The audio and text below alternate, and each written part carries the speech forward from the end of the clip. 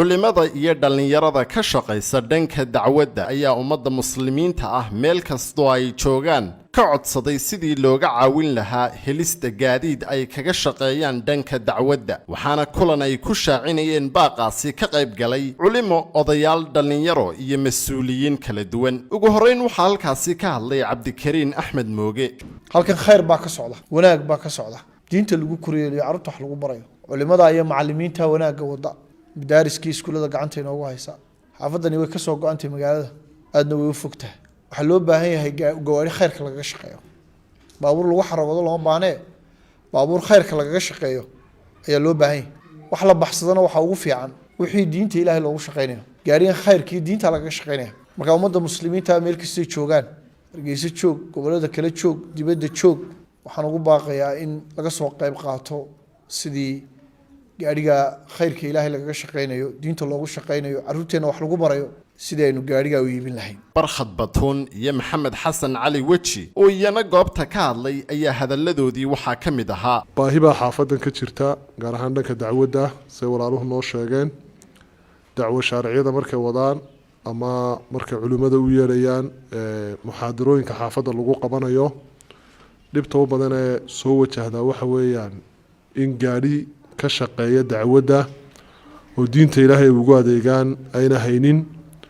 marka qof kastoo khayrka jecel wuxuun la baxaya waxaanu si sharaf looga codsanaynaa inuu ilaahay subxaanahu watacaala maalkiisa u barakeeyo qofkii kasoo qayb qaadanaya ka codsanaynaa in khayrka kala boobtaan oo inamada dhalinyarada iyo wadaadada iyo culimada u kacaya diinta islaamka inaad ku soo caawisaan baabuur haddii baabuurkii la waayo qof waliba wuxuu heli kara jeebkiisa inuu ka bixiyo inagu qaadan mayso muddo badan wax ka badan baynu qabanaa markaynu khayrka u soo jeesano ilaahay nagu soo jeediyo annagana waxaa noogu yeedhay xoolana lama bidayne inana maqlayo odayaashiinii aan nahay oo na maqlaysaan annagana nagu karaameeya maqalka khayrka u soo degdega hala taageero culimada xaafadda macallin haaruun dhankooda culimada odayaasha iyo dhalinyarada xaafadda macallin haaruun ee magaalada hargeysa ayaa ummadda muslimiinta ah ka codsaday inay ka soo jawaabaan baaqaasi waxaana hadalladoodii ka mid ahaa gaarigaas waa gaari aan u baahanahay dal xaafadda nahay waxaanu codsanaynaa cid kasta oo ilaahay dartii wax bixinaysa iyo cid kasta oo wax bixinaysaba in gaariga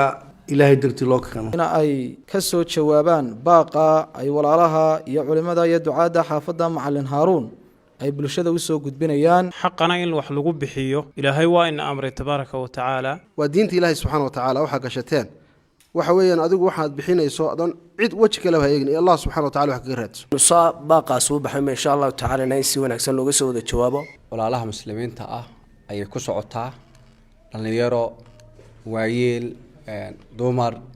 qof kasta oo ay fariintani gaadho waxa laga codsanayaa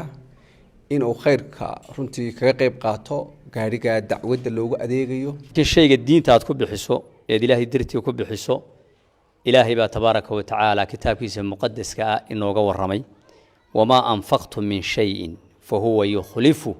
wa huwa khayru raasiqiin